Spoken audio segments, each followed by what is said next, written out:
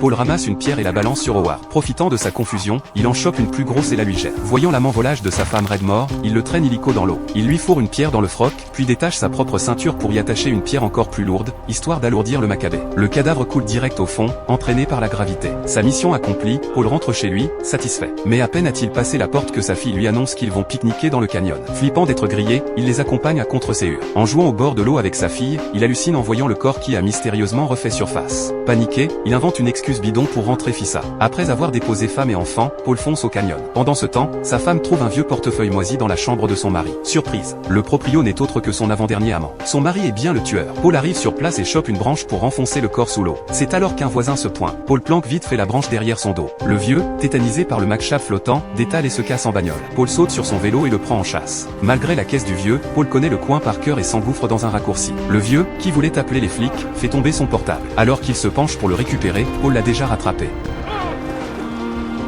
Le vieux finit au fond du ravin, mort. Paul rentre peinard chez lui à vélo. Mais en arrivant, il capte un truc chelou. Sa femme le mate amoureusement, assise dans l'escalier. En fait, elle ne comptait pas le balancer. Elle a cramé le portefeuille, prête à recommencer à zéro avec lui.